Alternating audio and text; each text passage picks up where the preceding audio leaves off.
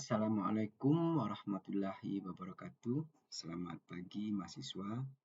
Kita lanjutkan pembahasan materi kuliah kita kinetika distribusi obat bagian kedua. Ya. Aliran darah, ukuran jaringan dan kemampuan jaringan untuk menyimpan obat merupakan faktor yang penting untuk menentukan berapa lama obat akan menjadi terdistribusi merata di dalam tubuh. Ya. Afinitas obat terhadap jaringan atau organ itu berhubungan dengan sifat partisi dan akumulasi obat di dalam jaringan. Ya. Jadi semakin kuat obat terikat dengan jaringan atau dengan organ, tentu kemungkinan obat terakumulasi atau berada di dalam jaringan juga akan lebih banyak.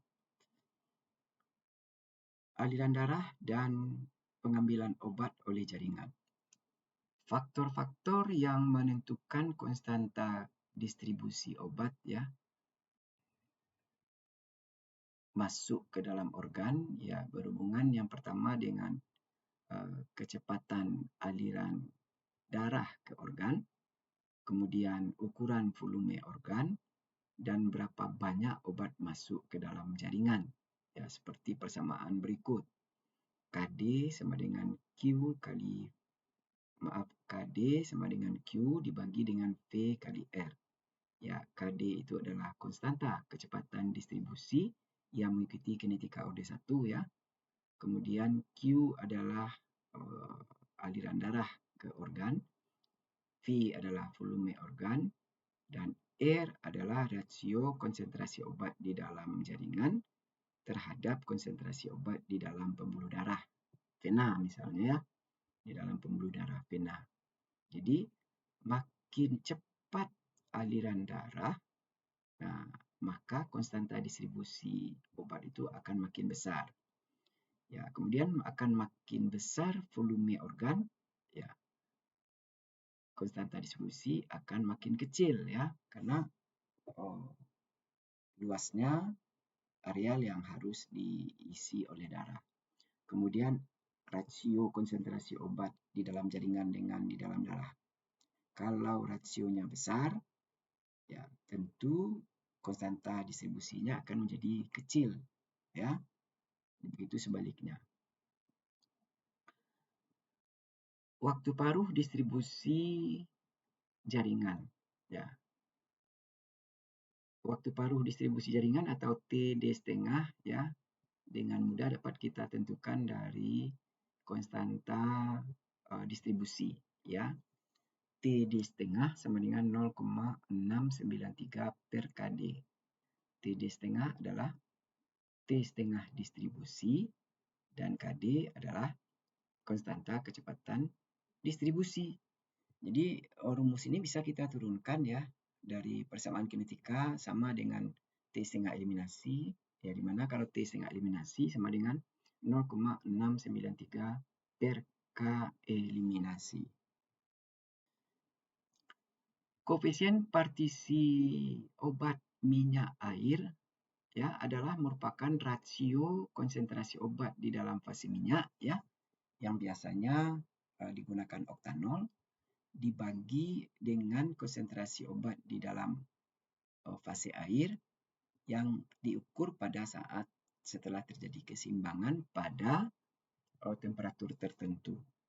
Seperti yang sudah pernah dijelaskan juga, koefisien partisi ini kita lakukan, kita masukkan sejumlah obat ke dalam campuran air dan oktanol, dia tidak bercampur Kemudian kita kocok kuat, setelah diperkirakan semua obat yang bisa larut di dalam air dan di dalam oktanol sudah terlarut sempurna, kemudian dibiarkan sampai terjadi keseimbangan.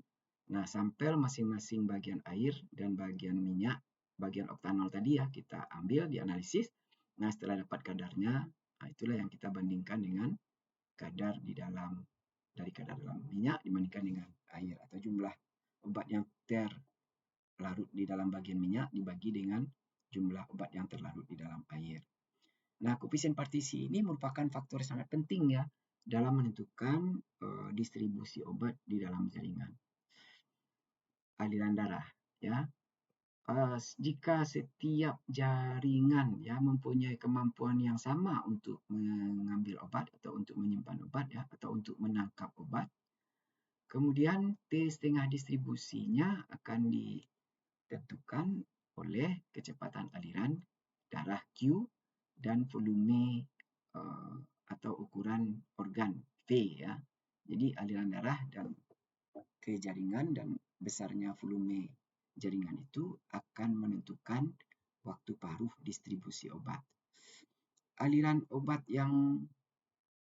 darah ya yang di dalamnya tentu terbawa obat ya. Aliran darah yang besar Q ya terhadap organ itu akan menurunkan waktu distribusi. Maksudnya begini, ya makin cepat aliran obat, maka obat akan cepat terdistribusi. Sementara makin besar ukuran organ ya, maka makin lama obat terdistribusi ya, karena mereka perlu mengisi volume organ yang besar dengan obat ya. Ya, jadi makin cepat aliran darah, maka makin cepat obat terdistribusi. Makin besar volume jaringan, makin lambat obat terdistribusi. Aliran darah dan onset of action. Ya, kita ingatkan kembali ya, onset of action ini adalah awal kerja obat ya, di mana kadar obat di dalam darah sudah mencapai MEC, minimum effective concentration. Kecepatan aliran darah itu penting dalam mempertimbangkan dalam penentuan seberapa cepat dan seberapa banyak obat mencapai reseptor. Ya. Jadi untuk obat cepat dan banyak mencapai reseptor itu diperlukan kecepatan aliran darah yang cukup ya.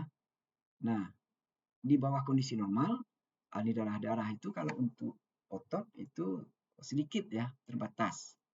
Hanya saja selama olahraga atau latihan ya, selama orang beraktivitas itu akan meningkatkan aliran darah dan juga akan dapat mengubah fraksi obat yang mencapai jaringan otot ya. Kalau untuk pasien diabetes yang menerima injeksi insulin ya, mereka mempunyai pengalaman ya bagaimana onset of action insulin itu apabila mereka disuntik setelah olahraga dibandingkan dengan disuntik pada waktu istirahat. Ya, tentu saja pada waktu setelah olahraga aliran darahnya cepat dan distribusi obatnya cepat dan efek obatnya juga semakin cepat. Artinya onset of action-nya makin cepat. Untuk keadaan-keadaan yang kecelakaan misalnya banyak darah yang keluar ya, banyak darah yang hilang ya. Nah, ini juga akan mempengaruhi distribusi obat ya. Dan umumnya darah itu banyak tersimpan atau banyak berada di dalam bagian vena-vena yang besar dan sinus di bagian perut. Beberapa jaringan mempunyai kemampuan yang besar untuk disimpan atau terakumulasi ya. Ya. Jadi akan memberikan nilai jumlah obat yang disimpan menjadi besar. Jadi untuk obat-obat tertentu dia mempunyai kemampuan yang besar untuk menangkap ya, untuk menyimpan obat di dalam jaringan dan mengakumulasi obat. Ya. Antiandrogen misalnya flutamid ya, aktivitas metabolit aktifnya itu banyak terkonsentrasi di dalam prostat ya. Konsentrasinya dalam prostat bisa sampai 20 kali dibandingkan konsentrasi di dalam plasma. Ya. Nah, dengan demikian efek androgenik obat ini tidak akan tercapai ya sebelum distribusinya merata. Ya, jadi lama baru tercapai efek obatnya walaupun konsentrasi obatnya di dalam darah sudah cukup ya, tetapi konsentrasi obatnya di dalam prostat belum cukup tinggi untuk memberikan efek yang adekuat. Jika suatu tisu mempunyai distribusi waktu paruh distribusinya yang panjang, ya, nah makin lama pula waktu yang diperlukan untuk obat keluar dari jaringan apabila konsentrasi obat di dalam darah menurun. Ya. Jadi maksudnya begini, obat yang sudah masuk ke dalam jaringan, ya, dia mempunyai waktu paruh distribusi yang panjang. Dia membutuhkan waktu yang lebih lama pula untuk meninggalkan jaringan itu kalau kadar obat di dalam darah sudah menurun. Jadi dia bisa terjadi bolak-balik, ya. Konsentrasi obat di dalam darah menurun, obat yang di dalam jaringan akan keluar ke dalam darah. Kalau konsentrasi obat di dalam darahnya tinggi, konsentrasi obat di dalam jaringannya rendah, maka obat dari dalam darah, dari pembuluh darah, masuk ke dalam jaringan. Pemahaman tentang distribusi obat sangat penting, ya. Karena apa? Karena aktivitas beberapa obat itu tidak berhubungan langsung dengan kadar obat di dalam plasma. Jadi ada obat-obat yang kadar obat di dalam plasmanya itu tidak menggambarkan kadar obatnya di dalam jaringan, ya. Jadi tidak berhubungan langsung. Secara kinetika, ikatan protein obat, ya, dan kemampuan obat terlarut di dalam jaringan atau berada di dalam jaringan itu memungkinkan membutuhkan waktu distribusi yang lebih lama, ya. Jadi ikatan protein akan memperlama distribusi obat, ya. Kelarutan obat di dalam jaringan, ya, juga akan memperlama distribusi obat. Disposisi atau pengambilan obat ke dalam jaringan, ya, biasanya dikontrol oleh barier difusi, ya, dari membran kapiler atau membran sel yang lain. Jadi membran sel kapiler atau membran sel lainnya itu merupakan barier untuk obat masuk ke dalam jaringan. Otak misalnya, otak ini banyak pembuluh darahnya, jadi bagus perfusi darahnya. Tetapi kebanyakan obat-obat yang larut air, ya, itu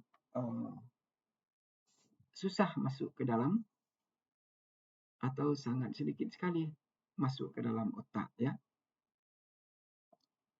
Ya, kenapa? Ya, obat-obat yang larut air ini susah menembus membran lipofil yang cukup tebal di bagian otak itu. Kapiler otak dikelilingi oleh lapisan-lapisan sel glial yang terikat dengan kuat, ya, yang bertindak sebagai barier lipid, ya, penghalang, ya, untuk obat-obat yang polar atau obat-obat yang terionisasi kuat di dalam plasma, ya. Jadi difusi obat-obat yang polar, ya, dan obat-obat yang terionisasi kuat, ya, yang sangat terionisasi akan susah melewati barier lipid ini, ya, yang ada di dalam kapiler-kapiler otak. Jaringan menerima aliran darah yang tinggi, ya, jaringan yang menerima aliran darah yang tinggi itu akan dengan segera seimbang dengan obat-obat yang di dalam plasma, ya. Jadi untuk jaringan-jaringan yang mempunyai perfusi tinggi, ya, di mana banyak darahnya, itu akan cepat seimbang dengan obat-obat yang di dalam plasma. Namun demikian, pada saat mantap steady state, ya, obat mungkin saja atau mungkin tidak terakumulasi di dalam jaringan. Jadi ada dua kemungkinan ya, mungkin dia terakumulasi, mungkin dia tidak terakumulasi di dalam jaringan. Akumulasi obat di dalam jaringan itu bergantung kepada pertama aliran darah ya, jelas. Pada saat distribusi juga seperti itu, ya makin cepat obat mengalir maka akan cepat terjadi akumulasi. Dan juga bergantung kepada afinitas obat terhadap jaringan. Ya. Pengambilan obat ke dalam jaringan itu biasanya terjadi secara reversibel. Jadi obat yang ada di dalam jaringan dan obat di dalam pembuluh darah ya itu akan seimbang. Dan dia bersifat reversibel, maksudnya begini. Kalau kadar obat di dalam darah turun, maka obat akan berpindah dari dalam jaringan ke dalam darah. Sebaliknya, kalau kadar obat di dalam pembuluh darah naik atau lebih tinggi di dalam jaringan, ya obat akan masuk ke dalam jaringan. Konsentrasi obat di dalam jaringan dengan kapasitas keseimbangan yang rendah ya akan cepat seimbang dengan konsentrasi obat di dalam plasma. Dan dengan cepat pula obat akan dieliminasi dari tubuh. Jadi begini, konsentrasi obat di dalam jaringan dan dalam plasma itu cepat terjadi keseimbangan ya. Ya, seperti yang saya katakan tadi, dari jaringan bisa masuk ke darah, dari darah bisa masuk ke jaringan, dan apabila dia di dalam darah, ya itu akan dengan cepat pula dikeluarkan dari tubuh. Nah, kalau dikeluarkan dari tubuh, berarti konsentrasi obat di dalam darah berkurang. Nah, kalau konsentrasi obat di dalam darah berkurang, nah obat di dalam jaringan kembali masuk ke dalam plasma, ke dalam darah.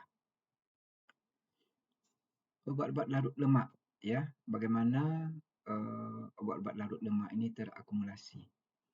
Obat-obat yang mempunyai afinitas yang tinggi dengan jaringan akan terakumulasi dan akan terkonsentrasi di dalam jaringan. Jadi, obat yang koefisien partisi minyak airnya tinggi, ya dia akan larut lemak. Dan dia larut lemak, dia cepat terakumulasi di dalam jaringan lemak. Nah, proses ini juga reversibel. Ya. Hanya saja pengeluaran obat dari jaringan ini lebih lambat ya. Sehingga bisa saja obat tertahan beberapa hari atau lebih lama lagi di dalam jaringan. Ya, karena lama waktu yang diperlukan oleh obat untuk masuk ke dalam darah ya. Jadi begini, dari dalam plasma obat bisa masuk ke dalam jaringan ya. Di dalam jaringan kalau dia berupa obat larut lemak, dia di dalam jaringan lemak misalnya akan terikat dengan kuat atau ada yang terikat dengan protein dengan kuat, maka dia susah untuk kembali ke dalam darah ya. Nah, untuk masuknya lama, untuk keluarnya lebih lama lagi. Jadi obat-obat yang demikian T setengah eliminasinya nanti akan menjadi lebih panjang. Karena jaringan lemak itu pembuluh darahnya sedikit ya, jadi perfusi darahnya tidak bagus ya, maka akumulasi akan terjadi dengan lambat. Nah, tapi begitu obat sudah terkonsentrasi di dalam jaringan lemak, nah obat dari jaringan lemak ini keluar masuk lagi ke dalam darah itu kan lebih susah ya, dan juga akan lebih lambat. Nah, sebagai contoh misalnya DDT, dichlorodirfenyltrichloroethan. Itu suatu insektisida yang digunakan di pertanian ya, zaman dulu. Sekarang mungkin sudah jarang digunakan ya. Dia sangat larut lemak. Dan dia bisa bertahan di dalam jaringan lemak sampai beberapa tahun ya. Jadi masuknya susah, keluarnya lebih susah lagi. Dan dia akan menumpuk. Nah, setelah beberapa lama menumpuk, maka akan bisa terjadi keracunan. Akumulasi obat melalui proses yang lainnya. Ya, contohnya, misalnya obat yang terikat dengan protein atau obat-obat yang terikat dengan makromolekul di dalam jaringan. Nah, contoh ya, digoksin ya, obat jantung, dia itu terikat kuat dengan protein di jaringan jantung, ya, dan memungkinkan volume distribusinya besar, ya, volume distribusinya 440 liter untuk bobot badan pasien yang 70 kg. Wah, ini memang luar biasa ya. Jadi volume distribusi digoksin ini besar. Kenapa tadi? Karena obat akumulasi terikat dengan protein atau makromolekul lainnya. Dan T setengahnya menjadi lebih panjang ya karena volume distribusinya besar. T setengah eliminasinya lebih panjang ya kira-kira 40 jam. Dalam beberapa kasus ya obat tidak bisa maksudnya obat terikat dengan jaringan tertentu secara irreversibel. Kalau tadi dia reversibel ya, obat dari dalam darah masuk ke dalam jaringan, kembali dari jaringan masuk lagi ke dalam darah, bisa bolak-balik ya. Tapi sebaliknya ada yang irreversibel, artinya kalau obat sudah terikat, dia tidak bisa kembali lagi ke dalam darah. Ya. Nah, kapan ini terjadi? Ya, misalnya suatu metabolit intermediate reaktif suatu obat ya, itu terikat secara kovalen dengan makromolekul, baik di dalam sel maupun di dalam jaringan. Ya. Jadi kalau dia sudah terikat kovalen, ikatan kovalen ini ikatan kimia sangat kuat ya. Jadi tidak bisa lepas. Jadi kalau begitu obat sudah terikat dengan protein misalnya atau dengan makromolekul misalnya di dalam sel atau di dalam jaringan, dia tidak bisa lepas lagi, dia tetap di situ. Nah, tentu saja akan banyak kemungkinan terjadi akumulasi obat. Kemudian obat-obat purin dan pirimidin yang digunakan pada terapi kemoterapi kanker ya, itu akan masuk atau bergabung dengan asam nukleat sehingga menyebabkan ya kerusakan sel. Jadi karena itu obat-obat kemoterapi ini tidak hanya membunuh sel kanker ya, tetapi juga bisa membunuh sel inangnya ya, sel manusia ya, melalui pengerusakan sel karena masuknya purin dan pirimidin ini ke asam nukleat yang ada di dalam sel tubuh manusia. Volume distribusi aparen ya. Konsentrasi obat di dalam plasma atau di dalam jaringan, nah bergantung ya tentu saja kepada obat, berapa banyak obat yang diabsorpsi secara sistemik dan juga volume obat itu didistribusikan. Jadi konsentrasi obat di dalam plasma itu akan berhubungan langsung dengan ya berapa banyak obat yang diabsorpsi, artinya berapa banyak obat yang masuk ke dalam darah, dibagi dengan volume di mana obat itu terdistribusi. Volume distribusi ini dalam suatu model ya digunakan untuk mengestimasi atau untuk memperkirakan jauhnya obat terdistribusi di dalam tubuh. Ya. Meskipun volume distribusi aparen ini tidak menggambarkan secara fisik ya volume tubuh ya, volume tubuh secara anatomi ya, tapi volume distribusi ini menggambarkan hasil distribusi obat di antara plasma dan jaringan dan berapa jumlah obat yang seimbang di dalam tubuh.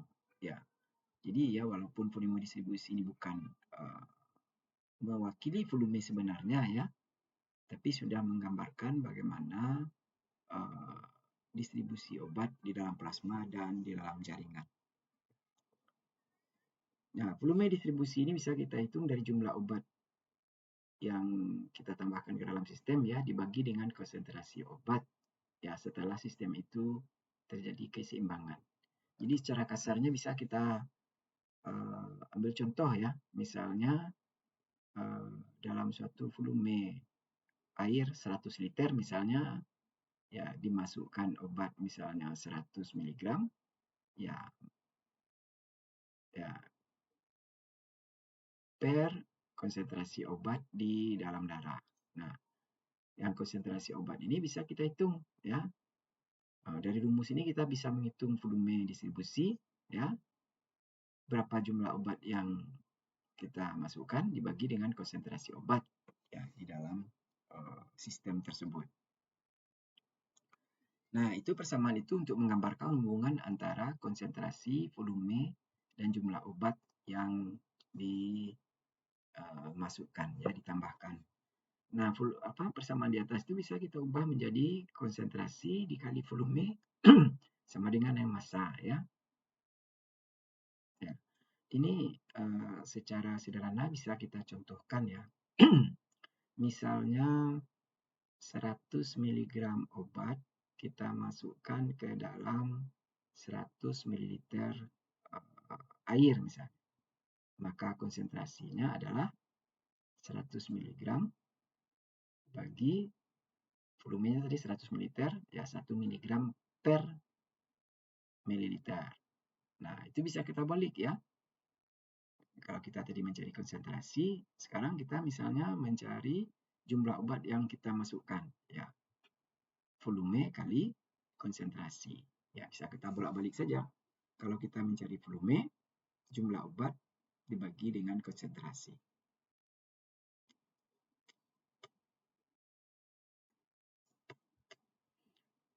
Obat harus dalam keseimbangan sebelum konsentrasi obat diukur.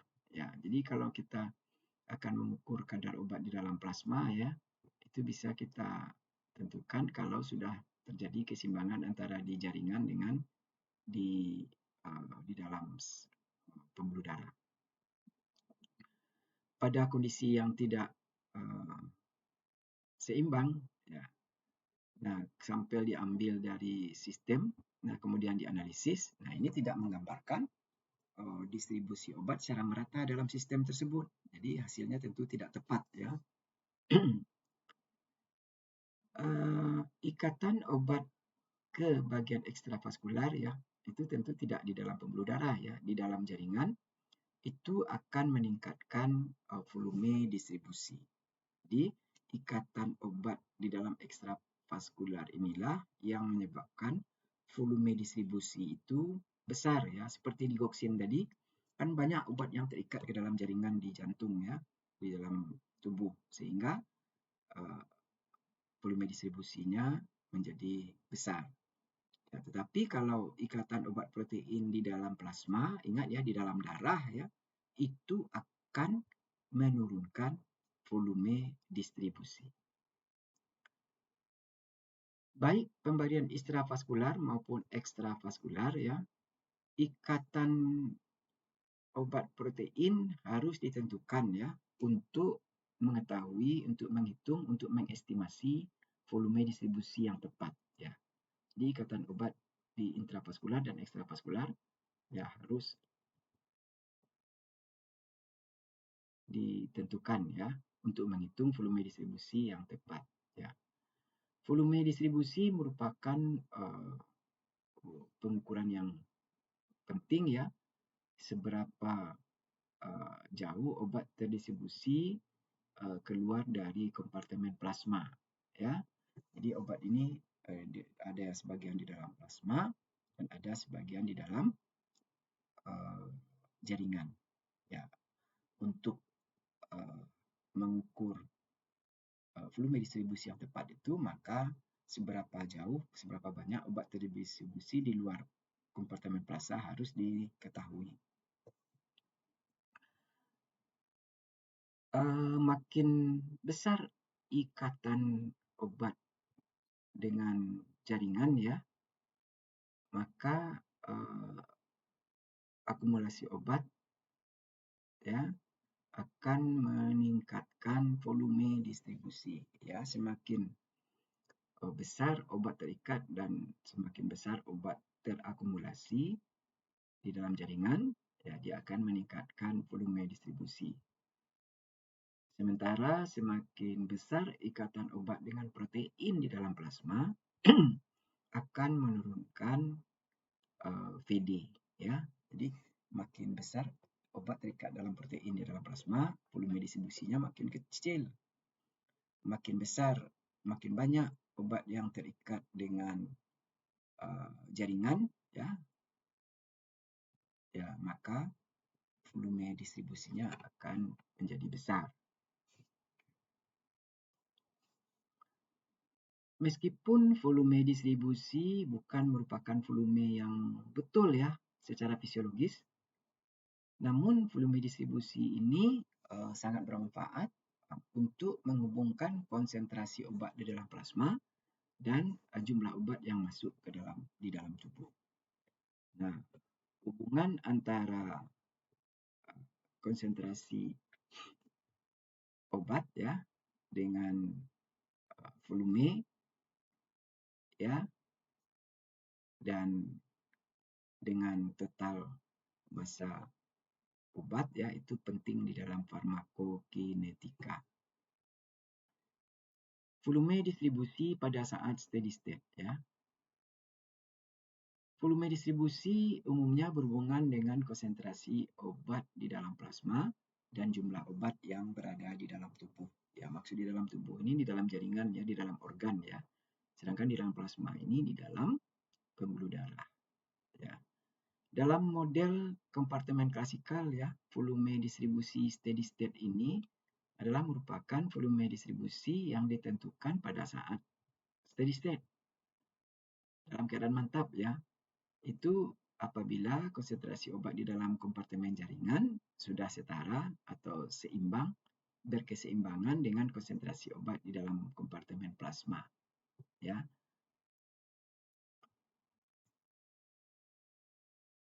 Dalam sistem fisiologis ya, suatu obat terdistribusi ke suatu jaringan dari cairan plasma.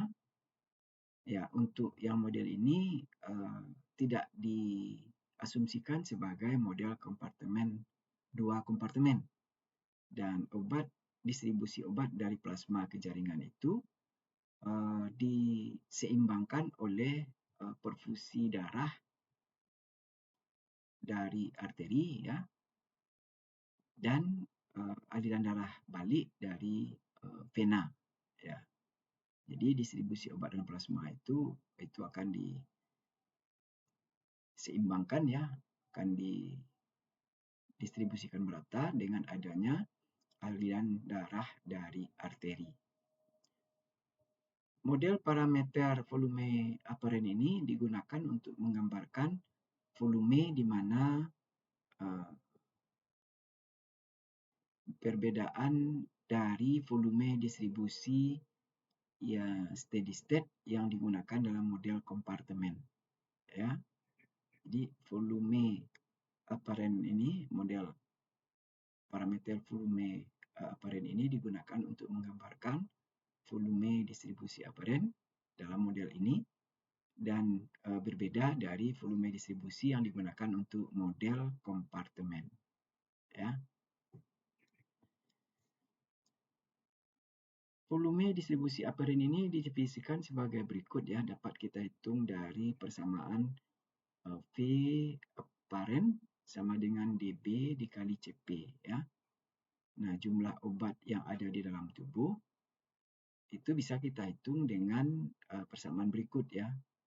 DB ya, DB jumlah obat yang di dalam tubuh sama dengan volume plasma ya dikali dengan konsentrasi obat di dalam plasma ditambah dengan volume jaringan dikali dengan konsentrasi obat di dalam jaringan.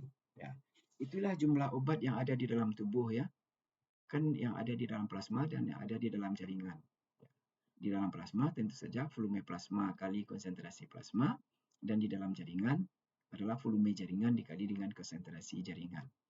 Nah, volume distribusi aparen ini bisa kita hitung dari DB. DB tadi jumlah obat di dalam tubuh dikali dengan CP. CP itu adalah ya konsentrasi obat di dalam plasma. Efek ikatan protein terhadap volume distribusi.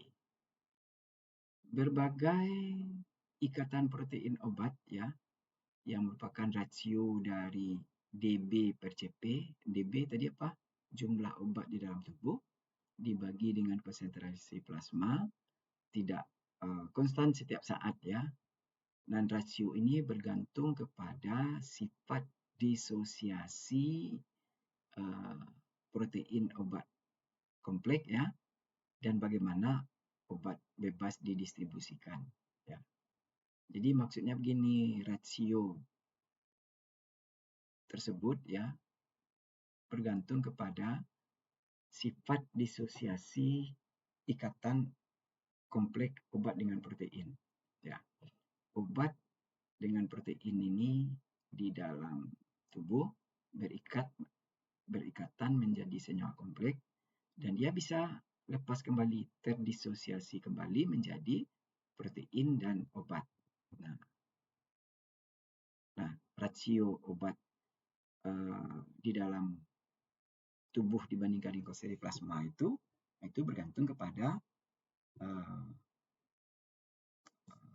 sifat disosiasi ikatan obat protein dan bagaimana obat bebas didistribusikan. Jadi obat bebas ini maksudnya obat yang tidak terikat dengan protein didistribusikan. Ya, obat tidak terikat dengan protein ini obat bebas ya. Dia di dalam plasma bisa masuk ke dalam jaringan dengan mudah. Nah, rasio perbandingan obat dalam tubuh itu dengan konsentrasi plasma itu sangat tepat diukur pada keadaan steady state. Ikatan obat dengan protein ya terhadap jaringan, ikatan protein di jaringan ya mempunyai efek terhadap peningkatan volume distribusi. Ya, sama seperti dengan tadi ya, semakin banyak obat terikat dengan protein di jaringan, maka volume distribusi akan semakin besar. Ya.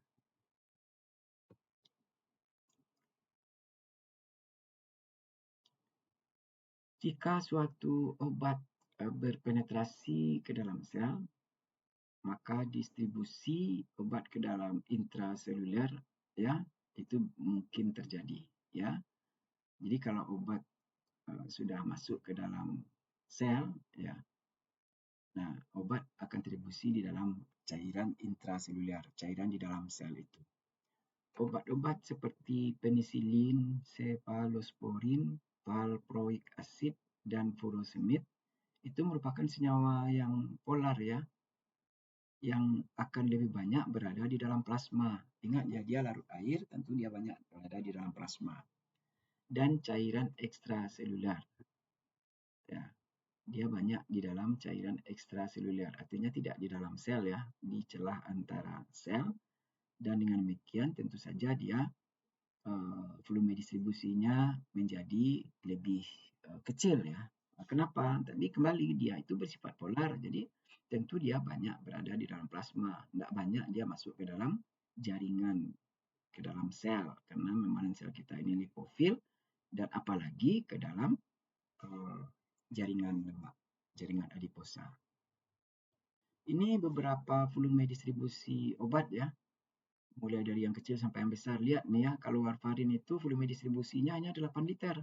Kecil ya, padahal tubuh kita itu rata-rata ini untuk pasien 70 kg misalnya cuma 8 liter. Berarti dengan apa yang sudah kita diskusikan, di mana dia banyak warfarin ini ya? Iya, dia banyak di dalam plasma. Tidak banyak dia masuk ke dalam jaringan. Sebaliknya kloroquine, wah sampai lebih dari 15.000 liter volume distribusinya. Ya, ini berarti ya dia banyak sekali terikat dengan protein di jaringan atau juga makromolekul di jaringan. Karena itulah dia volume distribusinya sangat besar. Volume distribusi digoksin ya. Digoksin ini terikat dengan membran miokardial di jantung. Ya. Dan dia kadar obatnya 60 kali di dalam miokardial jantung itu lebih tinggi dibandingkan dengan kadar di dalam serum ya untuk orang dewasa. Sedangkan untuk anak-anak lebih besar lagi, 130 kali kadar obat di dalam serum Ya. Jadi memang banyak digoksin ini berada di dalam membran miokardial, di dalam otot sel jantung ya. Ikatan jaringan yang tinggi yaitu bertanggung jawab untuk volume distribusi yang besar ya, volume distribusi dalam keadaan steady state yang besar. Ya, ini sudah pengulangan juga ya. Kita kan sudah bahas tadi bahwasanya kalau dia terikat kuat dengan protein di jaringan, maka volume distribusinya akan semakin besar. Maaf. Makin besar afinitas atau ikatan obat ya, juga menghasilkan waktu distribusi waktu paruh distribusinya di dalam jantung lebih besar daripada di dalam apa maksudnya dari aliran darah yang banyak ke dalam jantung ya. Jadi maksudnya begini, makin besar afinitas obat dengan protein, maka makin panjang distribusi waktu paruh distribusinya. Ya, jadi secara umum kan memang seperti itu ya. Makin besar afinitas obat terhadap protein atau makromolekul, maka waktu paruh distribusinya akan lebih lama ya. Nah, akhirnya nanti tes dengan eliminasinya juga akan lebih lama. Demikianlah kuliah kita pada bagian kedua ini. Selamat belajar, mudah-mudahan Anda bisa memahami. Ya, kalau ada pertanyaan, silahkan ditanyakan pada waktu kita pertemuan kita kuliah sesuai dengan jadwal yang sudah